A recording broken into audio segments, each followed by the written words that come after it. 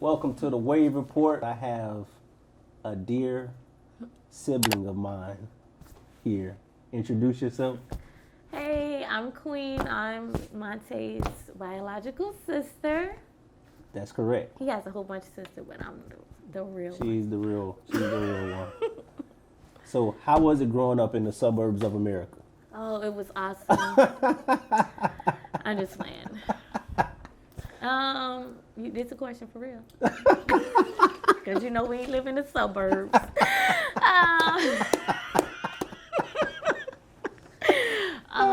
Which part of the suburbs? From your perspective, how we grew up, Uh-huh. how it affects you now from everything you've seen as an adult, looking back. Okay, well, I think living in the hood, as you know, the suburbs, as he likes to call it, I think it was wonderful because, like I say, I really believe that it helped you with your character. You get built fast, you get built strong physically, you see so much at a young age, and you actually start to see life differently. Like when we lived in the hood, my mom always told us it's not about where you live, it's how you live.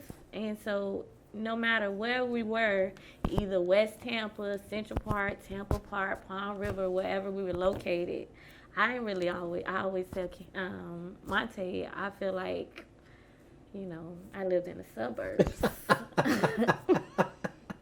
I always just call my apartment a house because I didn't know the difference. Mom didn't make it feel like we stayed in the projects or nothing. Like, we still was a family. We still, had things that families have, but we also still loved, and we had love in our household. So That's true. What's one of the things you seen growing up that you'll never forget? Something that affected you?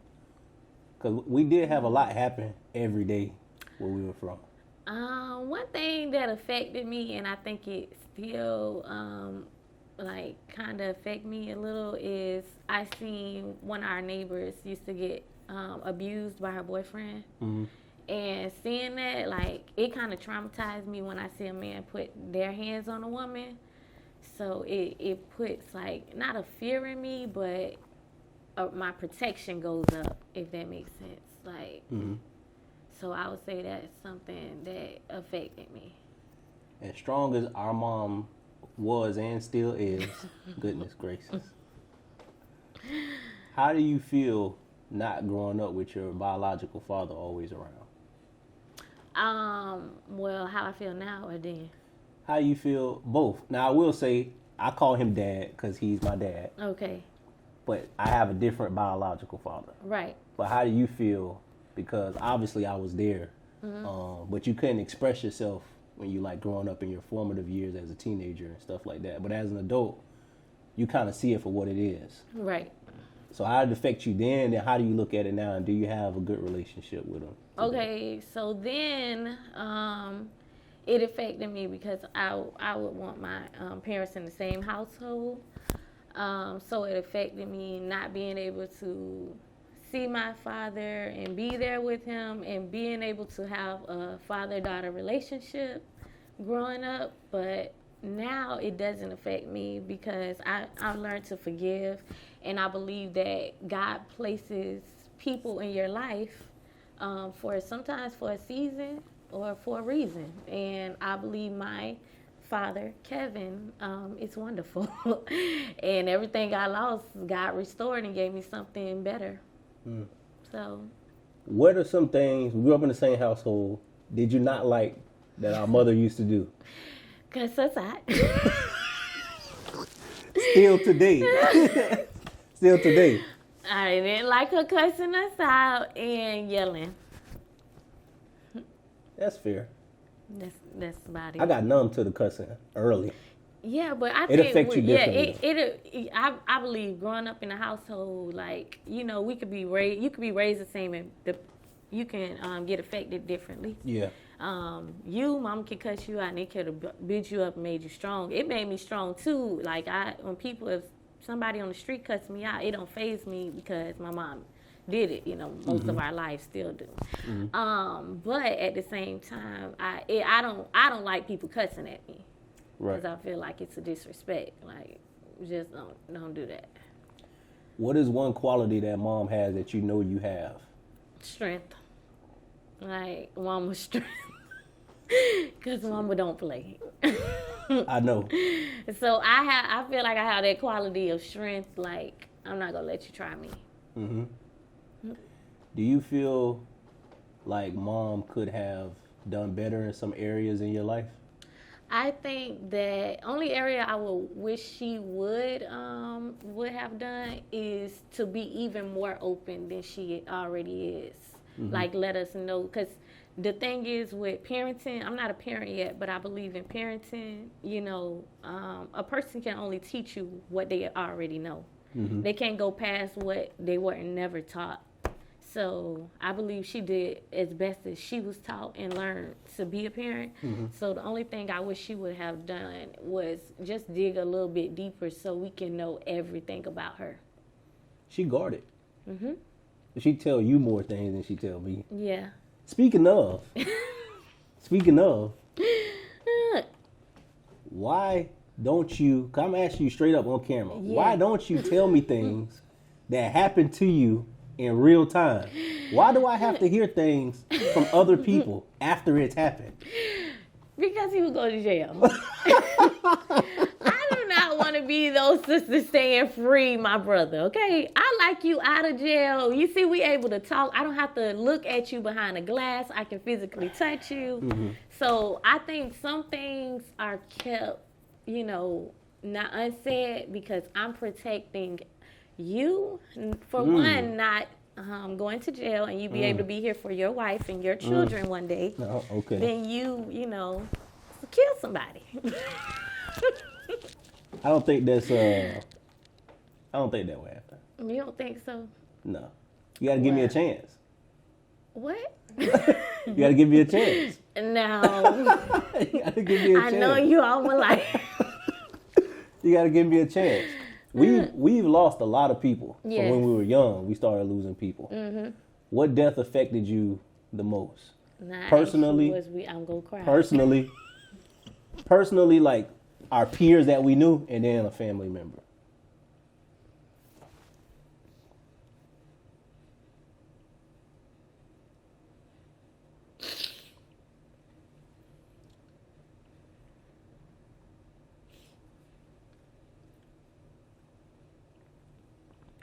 Our grandmother. Grandma J.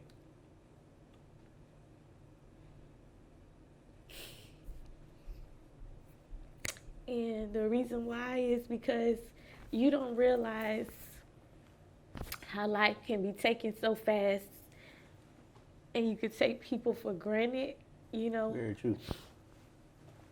And both of our grandmas was amazing.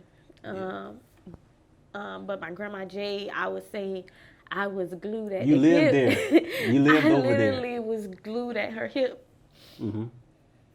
And to just come back home one day and seeing my grandma look, just for a weekend, seeing my grandma looking different than how I left. Yeah, I remember. Because she passed away from cancer. So her breast gone, blood clots in her arm. That was the first time I really realized that death is real. That's one of I don't regret a lot of things, but I tell Lisa, I wish I could have one more conversation with Grandma. Because I remember the last thing that my grandma, when I seen her, because we went to great grandma's house, I remember the last thing she told me, because she couldn't speak, she wrote down a piece of paper. You know what she said? What? She said, "Take care of Queen." That's the last thing she said to me. And then shortly after that, she passed away. And I was still in high school. I think you were about to start high school. You're still in middle school. Yeah. I don't know. I'm not sure. I was in middle school. You was in middle school, yeah. That I know that affected you a lot. And then a peer of ours. We had a lot of people our age. Yeah. That is due to gun violence or passed away. Which one of those deaths affects you? Because you close to everybody. Just about. You close to everybody. I would say Wayne, because that was our cousin. All us grew up together, and so that was somebody that we all grew up with. And again, life, you take it for granted. You see a person today, you may not see him tomorrow, and for him to get killed all of a sudden, and it affects everyone. It does. Everybody you grow up with that you may call your brother and sister, like everybody, it affected everybody. Like I remember that I didn't want to go to no funeral, nothing. I just want to remember him as how I remember him, always smiling and making jokes at me. So, did you have a hard time? You remember when we moved from projects, moved to Palm River? I did not want to leave. I'm institutionalized. Like, I was like, man, I love it where I was from. We knew everybody. Right. Now, Mama knew everybody. Did you have a hard time transitioning to another place? Because we had stayed, whether it was Central Park or Temple Park, we lived there all of our lives. Did you have a hard time? Yeah, because I thought I wasn't going to be able to see my friends. And, end up, some people think the projects of the hood is rough and stuff like that. But it really wasn't rough that bad. When I say rough, of course you see stuff happening. But as far as the kids, we actually did everything together. Our parents would buy, if one person get bicycles, all us get bicycles, scooters, so that we all can play together. Even if it's just kickball in the field, we did everything together. So I just felt like I was going to lose part of my family. Yeah. Transitioning to you becoming an adult, which I never thought I'd see. When you're older, you don't want to see like your sibling get older. But it's amazing though. You're on the verge of getting married. How did you and your future husband meet? We met at church because he was sitting next to me in the seat. Did you know he liked you and he just wouldn't say anything? No, I didn't really know that he liked me. Of course he would smile and say hey, but I don't know. I never was looking. I wasn't looking to date him. I could see him as a friend. I didn't think he was ugly or anything. I thought he was handsome, but he wasn't my type.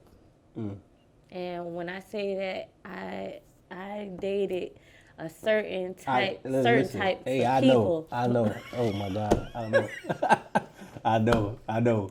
You like certain type of people. You did. Thankfully, you don't. Thank you, Jesus. I don't. You don't anymore. Miss my blessing. Yeah. How did y'all end up getting together? You finally gave him a chance? Who initiated it? I should say that.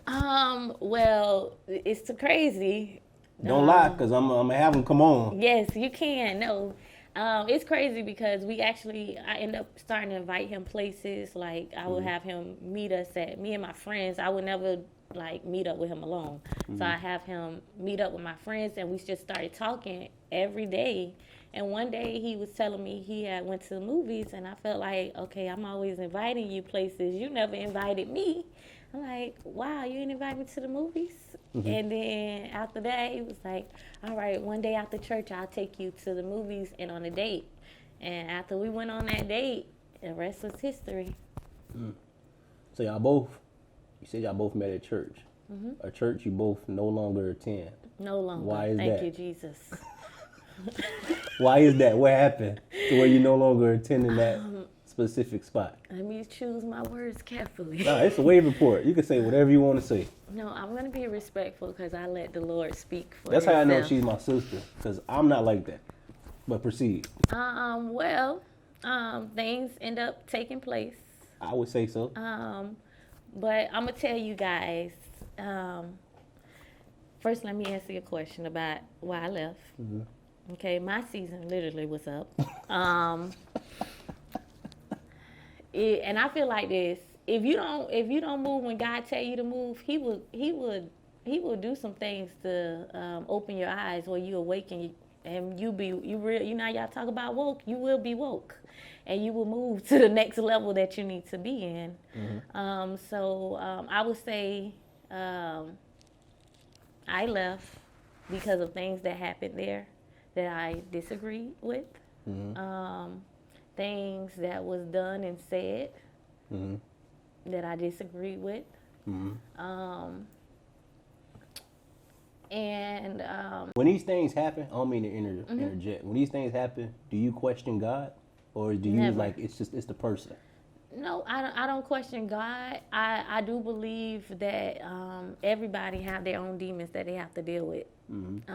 Whether you're a pastor or a server or just a regular person on the street, you got to remember a person's still a person. They still sin. They're not perfect.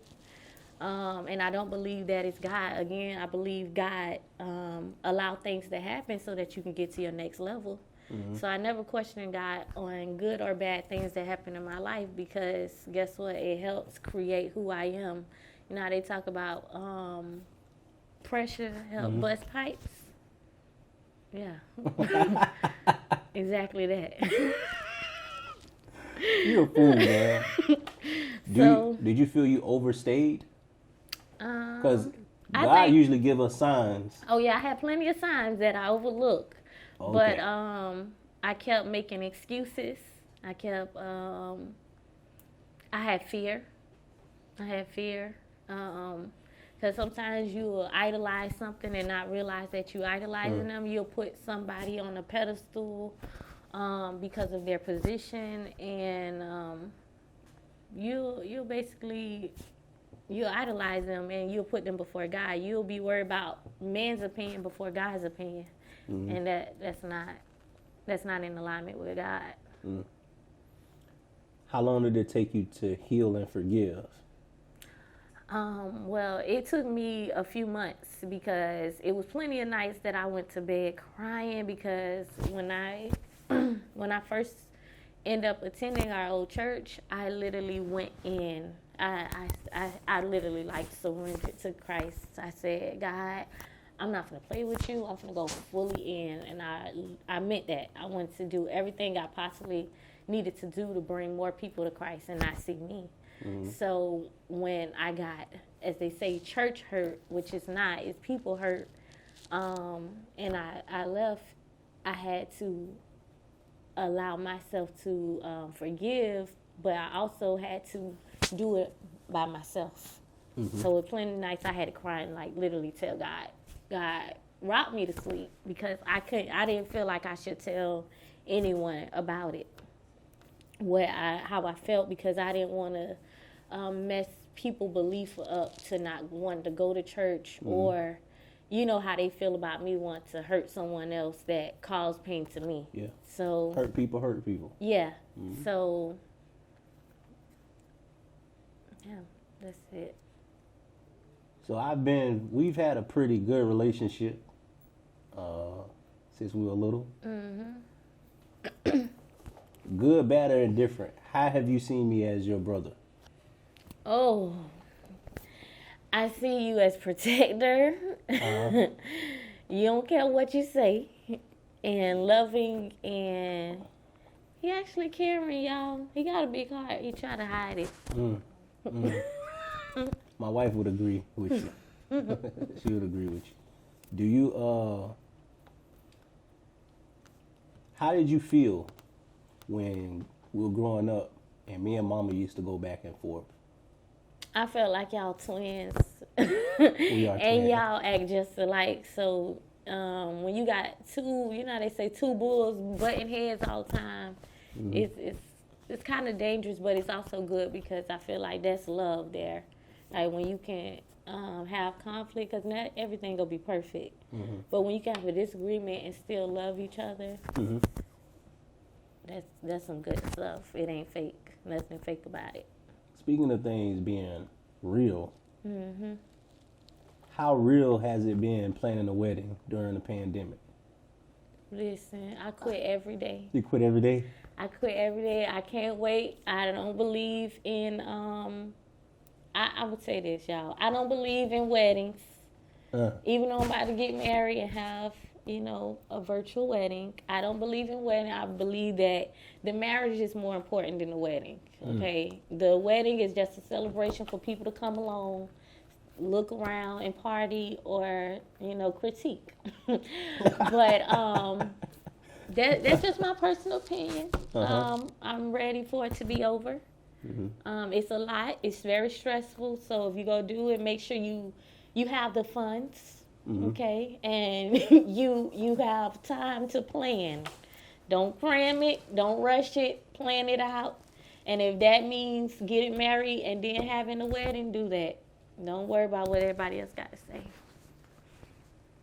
And how has your future husband taken it? Does he believe the same thing, or does he want to have a wedding? Well, my future husband wants a wedding, and he's been very supportive with me as far as my stress level.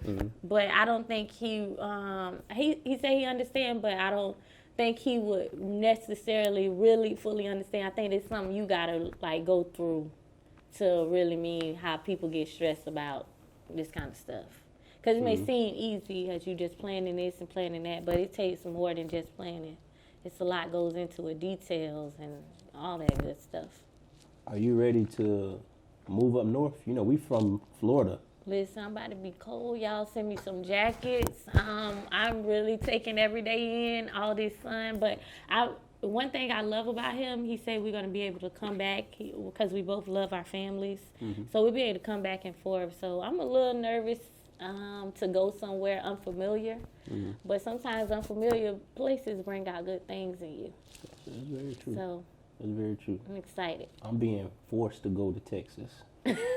I'm being forced against my will. Throw him in the trunk. I believe what you're saying though. Sometimes you gotta make yourself uncomfortable so you can get the best out of yourself. I agree. Yeah.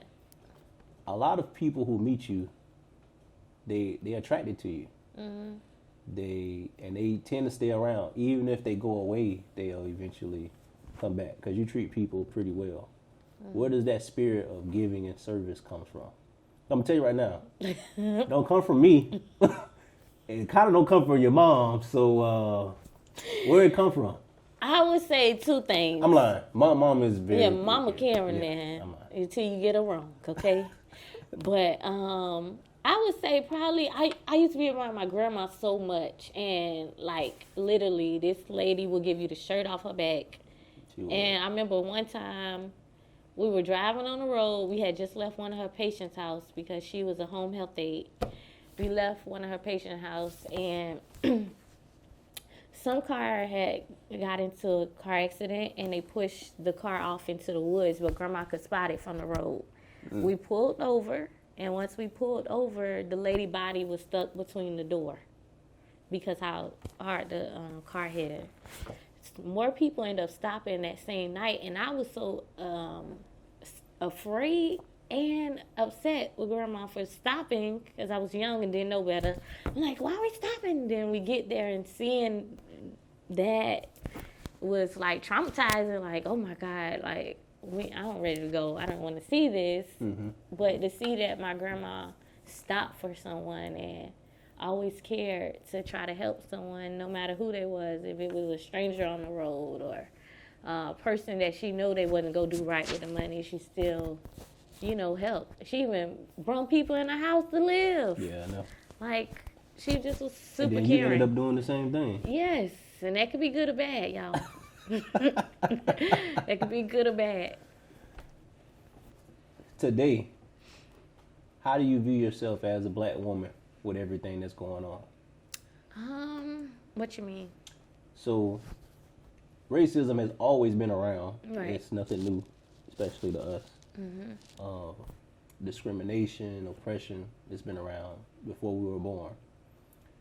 But you recognizing your place in society today, how do you deal with it? Because you're vocal when you need to be. Otherwise, you won't really say too much. Well, you're the opposite of me. Yeah. But when something needs to be said, you'll say it. But typically, people don't really get your opinions on like race relations and things like that. Well, I would say this with this whole race relations. I think that honestly, because I'm a child of God, I believe all of us need to just come together. But this is life and it may never happen. But how can I say it? I believe as a black woman, I believe you need to just always walk in your truth. You shouldn't get pulled left or right. You just need to walk straight forward in your truth, and speak up about things. I've seen a lot of things. I don't say nothing about racism, or I don't get into, and some people may disagree, but I say what I gotta say. I don't believe in Black Lives Matter movement when it's done incorrectly. Because some people use Black Lives Matter as a cover up because they're racist. And honestly, again, I grew up in the hood, so I seen things we just spoke about. One of the things that affected me, which was my cousin getting killed, like, and that wasn't by no police officer. That was a guy the same color as him. So I can see where the police could be wrong, and I also can see how we don't stick together either. So for me, I don't play sides, and I don't speak up about a lot of things, because I feel like if you go speak up, you need to speak about around the whole border and not just stop at one thing. Mm-hmm. If you go call somebody on one thing, call them out on all things. Mm-hmm. Mm-hmm. So you do speak up.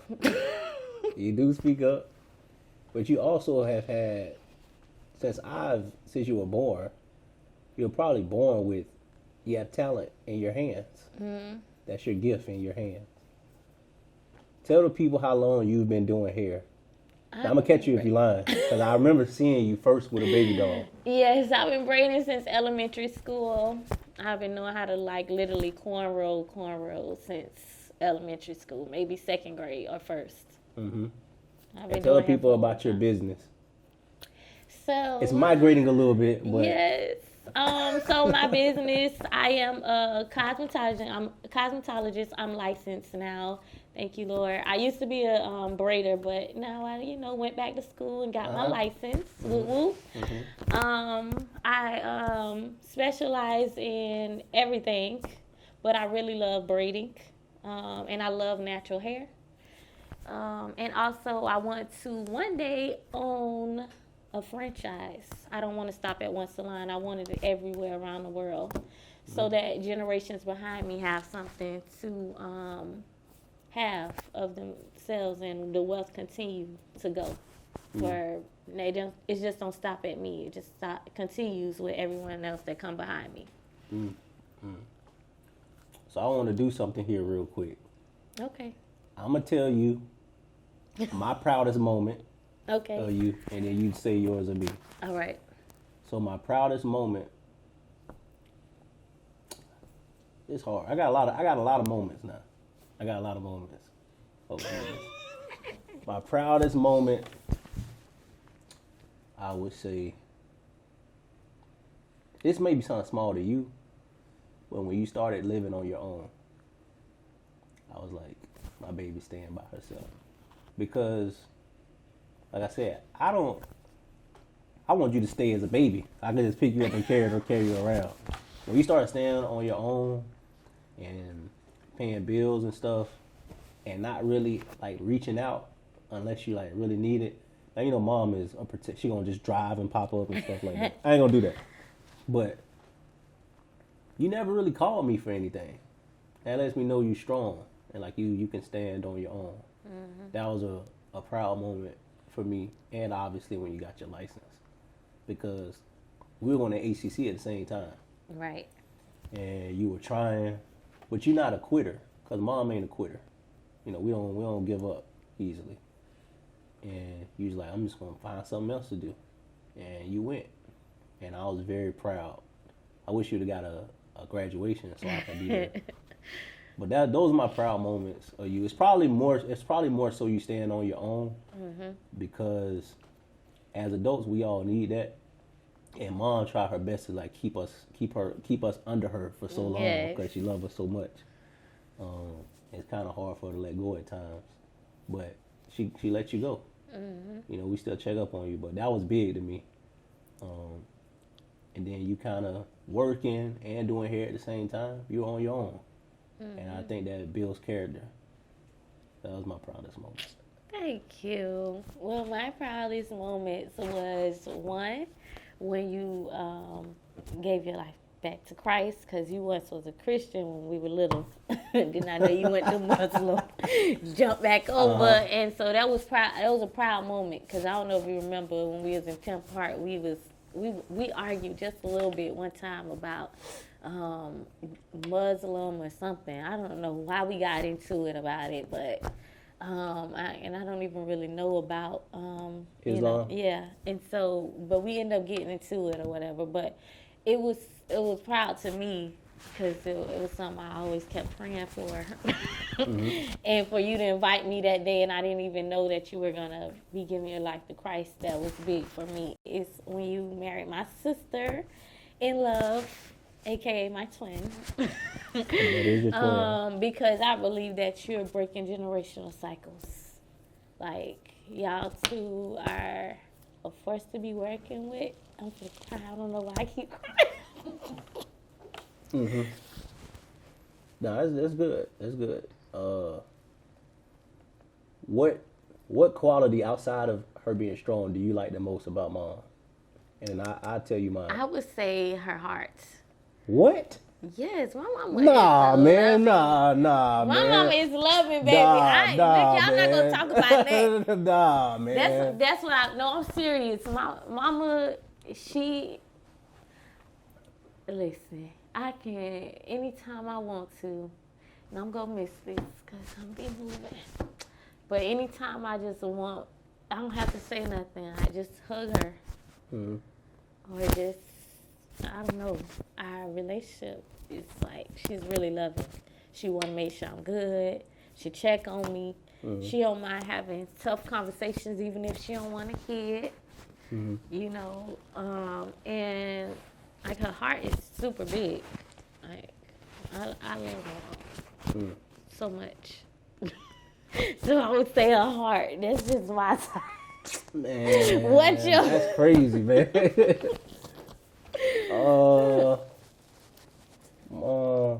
She can tell this because I get it from her. She can tell when bullshit is going on. Oh yes. I love that. She can read real well. She can tell. That's a gift. Prophetic. You can see it. She a prophetess. No, she is. She is. Yeah, I like that quality about her the most, because there's plenty of times in my life, obviously. I don't think it's just by her being a parent, because our mama lived. She was out in the streets. She done been there. She used to tell me stuff, and you know, me being a fairly smart kid in comparison to my peers, I'm like, man, that's not going to happen, man. And it happened. That shit ended up happening. Yep. And you know, my mom is not afraid to be like, I told you so. Some people don't like saying that. She was like, man, look, I told you it was going to happen. I'm like, dang, why she got to rub it in? But most of the time it was to keep me out of danger. So she wasn't saying it. Because she let us have our freedom. Yeah. If she knew, like, we're going to somebody's house and she knew the parent, like, she'll let us go. Yeah. You know, she wasn't too strict.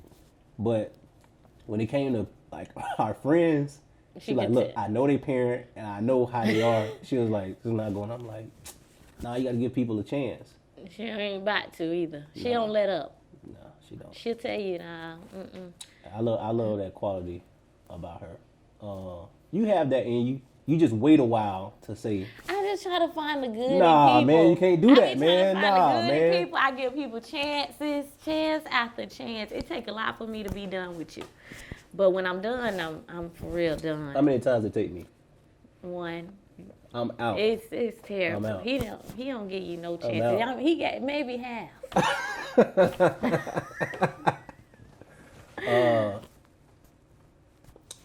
One of my fondest memories of our mom is, and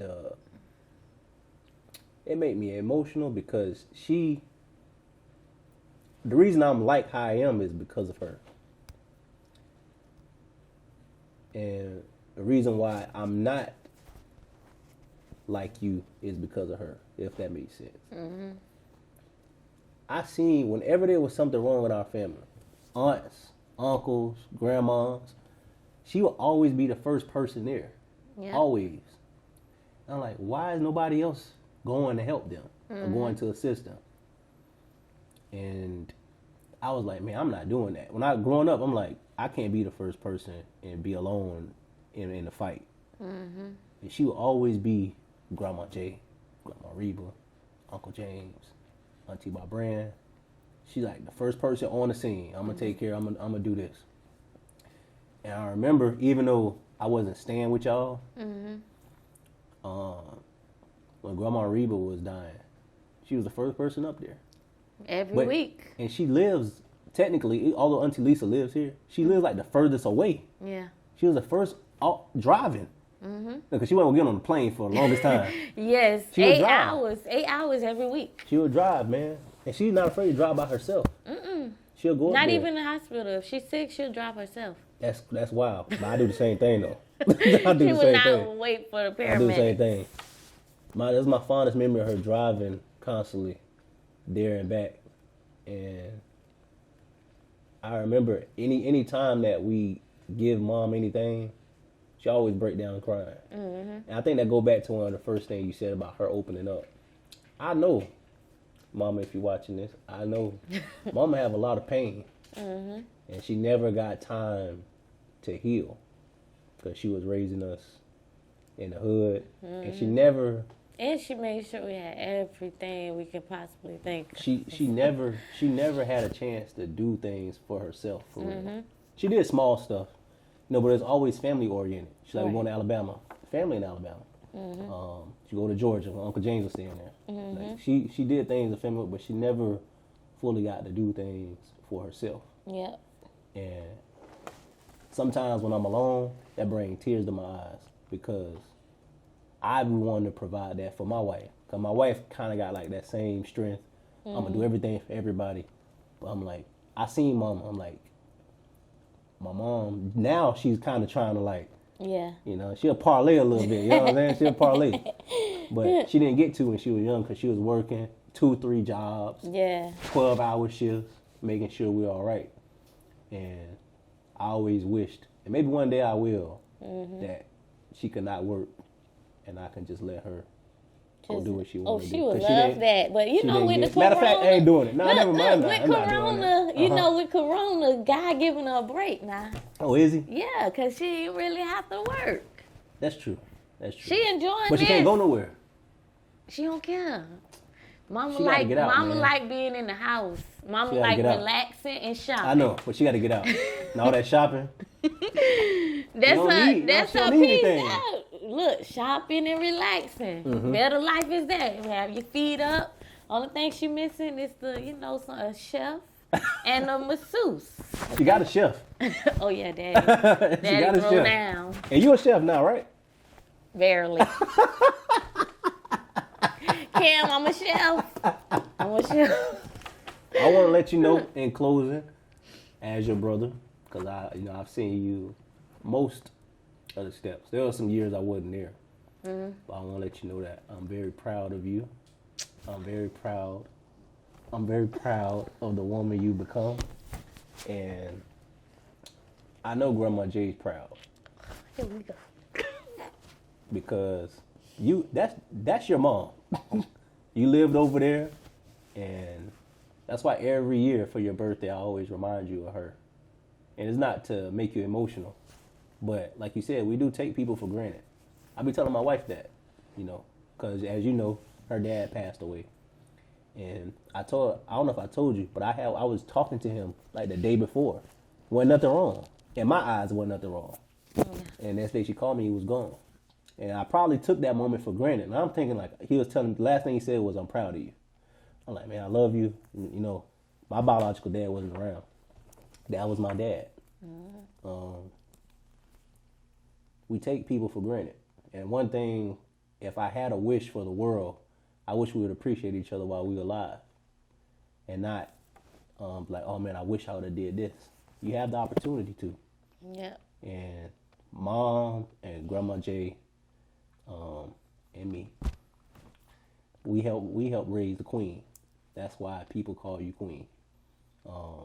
Your dad gave you that name, and I ain't know if it would stick. Sometimes you'll be tripping.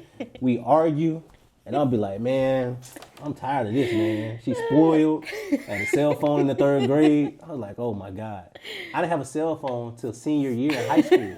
The last half of the year, you had a cell phone in 3rd grade. I was like, man. But I think you deserve everything that you've gotten. I'll always be there for you. You know, I'm very happy for you and your marriage and where you're headed. I think you have a great husband.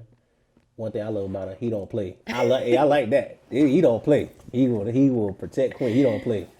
But he's loving and he's giving as well. And y'all meet in the middle. Y'all both the same. And thank you for coming on the Wave Report. I've been trying to get you. Like, man, I ain't coming. I've been trying to get you, but I ain't gonna see you for a while because you're moving up north, way up north too. In the cold. You're gonna get Y'all cold. better come up there too. I don't know because Lisa don't like to be cold, so I don't know. I don't know if we coming. We have your heater, I don't know if we coming. But thank you. You have any final words? Yes, y'all. You know, we just said don't take people for granted. Don't take my brother for granted. He get on here doing these wave reports, the hot seat. I didn't want to get on here, but you know, I did it to support him. He done made me cry. I look like a punk on here, but you know what? It's good. But I'm proud of you as well. I love you so much, and you literally my king. You know, I know you're gonna be passing the crown to Cam, but you're my king of my heart, and I love you so much. I'm very proud of you. And continue to push and break in generational cycles. Both of us. Yeah. Cause you know they can't fuck with me. Oh, so, wow. Oh yeah, they can't. I'm going all the way, all the way, all the way. Hey, I just turned this up. Hey, I'm going all the way. You hear me? Do you hear me? I'm going all the way. Hey, thank you for tuning into the Wave Report. I want to thank my sister for coming on. I love you. I love my you final too. words. And I'll talk to y'all soon. Peace.